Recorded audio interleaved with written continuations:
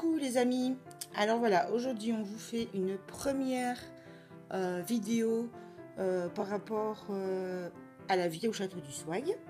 Et donc on fait une première vidéo pour vous présenter tout simplement le château du Souaille, vous présenter où on vit, comment on vit. Vous voyez souvent des photos, c'est vrai, mais c'est peut-être pas inintéressant de vous montrer ça en vidéo. En tout cas vous nous l'avez demandé. Est-ce que c'est intéressant? On ne sait pas, mais vous nous l'avez demandé. Donc voici, on va vous montrer brièvement donc l'intérieur, qui est plus ou moins rangé parce qu'on revient de vacances comme vous le savez. Et donc vous avez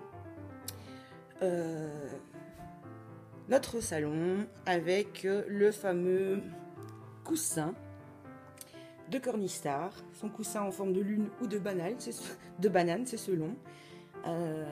Et donc on a une grande pièce de vie avec le salon et la salle à manger que vous avez déjà vu souvent en photo et qui a déjà été plus rangée que ça. Il y a encore les valises, voilà, il y a encore du bazar.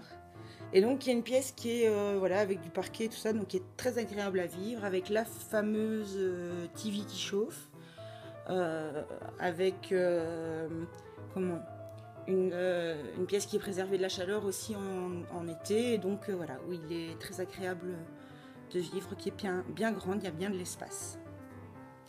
Voilà pour cette partie. Bon, le reste de la maison, on ne va pas vous montrer, hein. Bon, il y a la cuisine, tout ça, mais voilà, je pense que vous avez vu l'essentiel pour l'ensemble de la maison, avec le bac à linge sur la table, tout à fait normal. Je l'ai dit, on revient de vacances.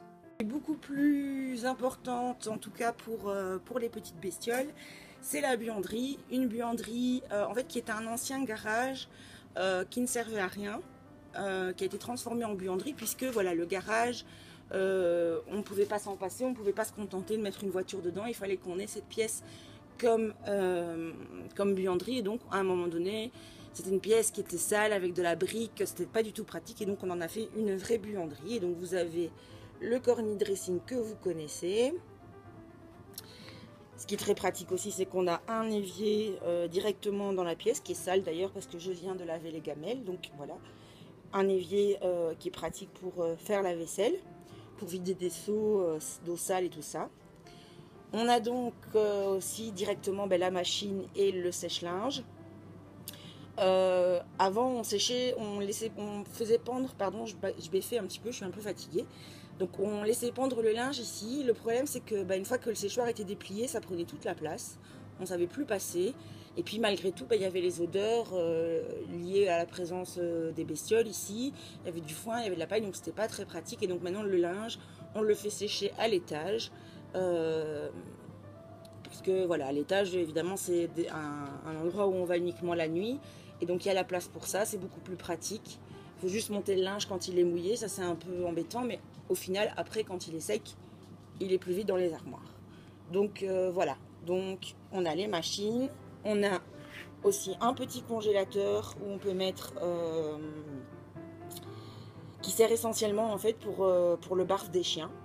Voilà, ça c'est la réalité du barf, c'est qu'on a un congélateur pour ça. On a tout le matériel, donc les gamelles, les bibis, en double, triple, quadruple, on en a plein.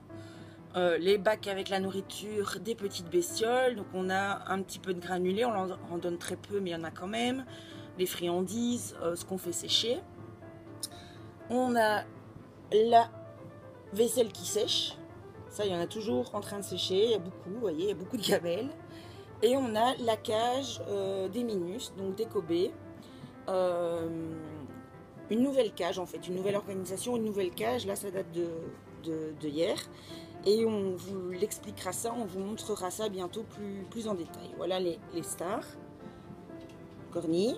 Bonjour Corny. Pas le corps. Coucou. Coucou. Voilà, donc une cage qui est absolument extraordinaire.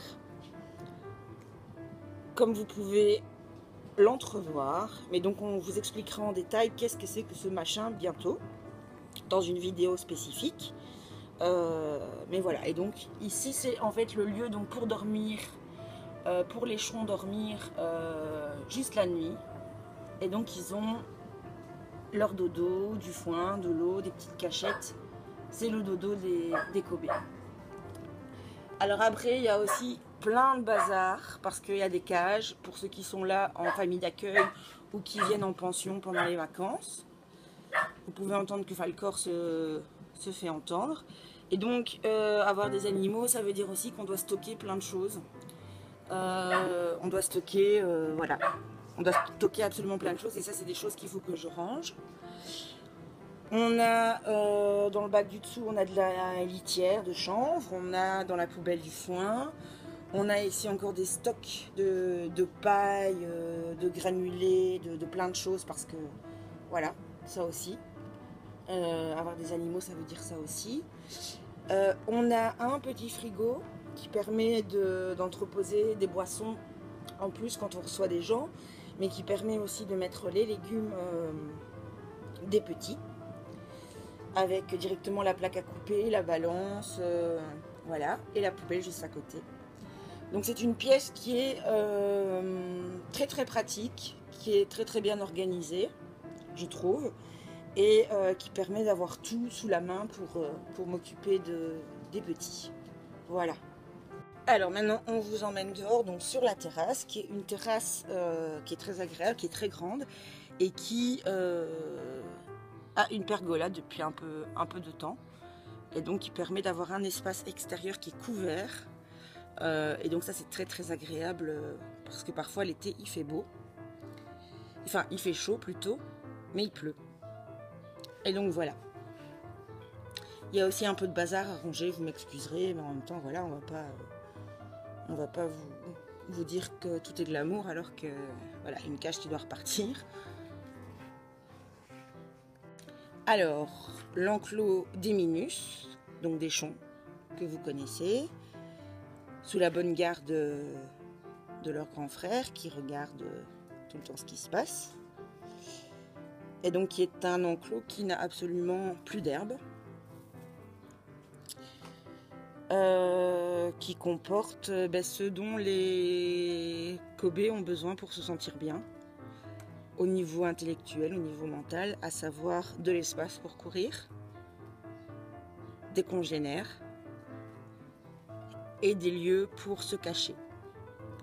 Et donc il y a des tuyaux, des petites maisons, des petits ponts, des petits machins, parce que voilà, le Kobe a besoin d'espace pour courir, mais a besoin aussi de pouvoir se cacher. C'est un animal assez craintif et donc voilà.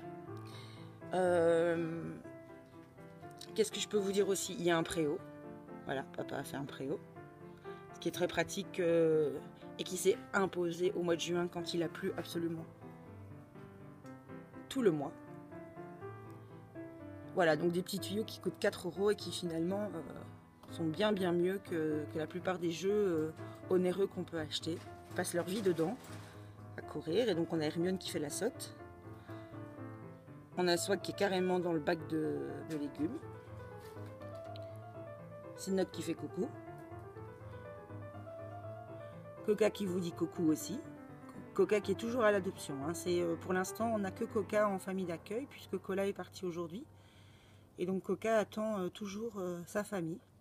Elle est absolument adorable. C'est une petite mémère adorable. Et donc le fameux et célébrissime Porte-Chipon. Et je me rends compte que les oives ont cassé le plancher de la cabane. Ça, c'est parce qu'ils vont en dessous de la cabane et en se relevant, ils donnent des coups de tête. Et donc voilà, c'est cassé. Voilà, et donc le Kobe qui est un animal grégère qui doit vivre en groupe, au même titre que le chien ou que le lapin. Et quand vous en avez plusieurs, et quand ils sont comme ça à l'extérieur en plus, vous avez la joie de le voir interagir, de voir une hiérarchie se définir, de voir plein d'interactions, et c'est absolument fascinant et ça fait très très plaisir de voir ça. Je vous emmène maintenant dans le jardin qui est un grand jardin, donc ça c'est très bien parce que Falcor peut courir, même si évidemment comme on le croit souvent à tort, un jardin seul ne suffit pas. Souvent on dit je vais prendre un chien, j'ai un jardin, ça ira. Non. Je veux dire, moi en tout cas mes chiens, ils ont un jardin, mais le jardin n'a d'intérêt que si j'y vais avec eux et si je joue avec eux. C'est sûr que ça leur permet de se dégourdir les pattes. Mais voilà, à part ça, mes chiens vont pas aller jouer seuls dans le jardin et ça va pas leur suffire.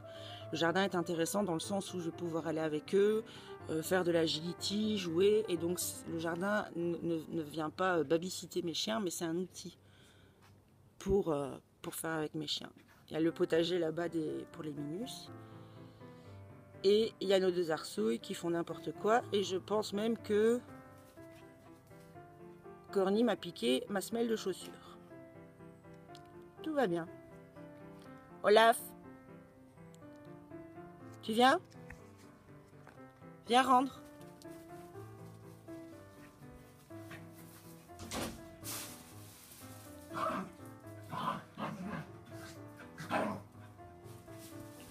Tout à fait. Alors.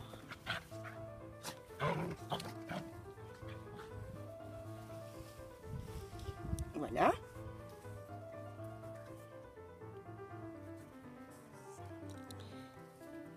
Le jardin qui a besoin d'être tondu. Et maintenant, je vous emmène chez les lapins.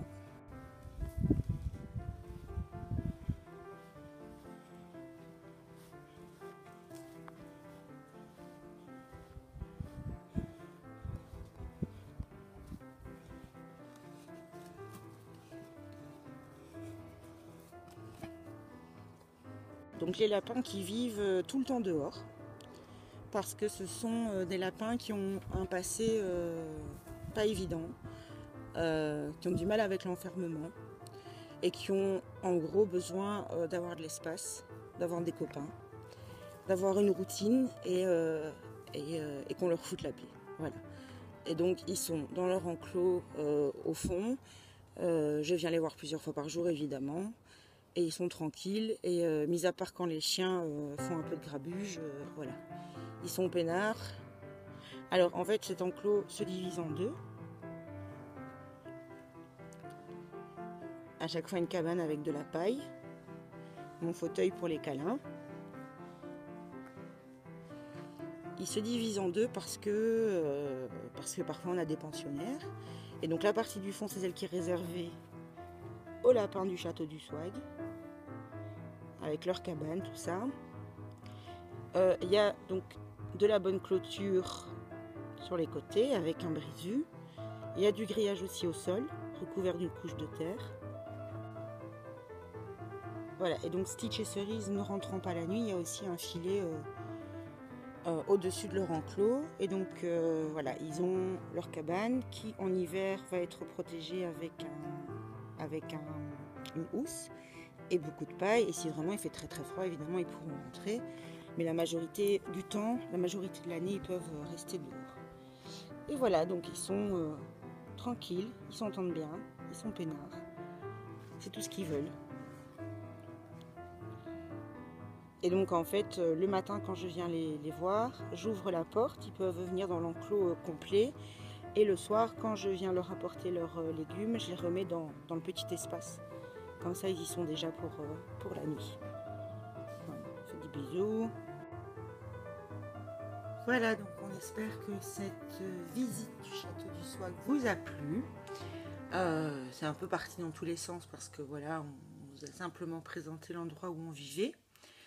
Et donc, on vous dit à bientôt avec un cornichon au bout de sa vie qui dort dans sa banane lune. Et on vous dit à bientôt pour une nouvelle vidéo. Vous verrez, on a plein d'idées, on a plein de surprises pour vous. À bientôt!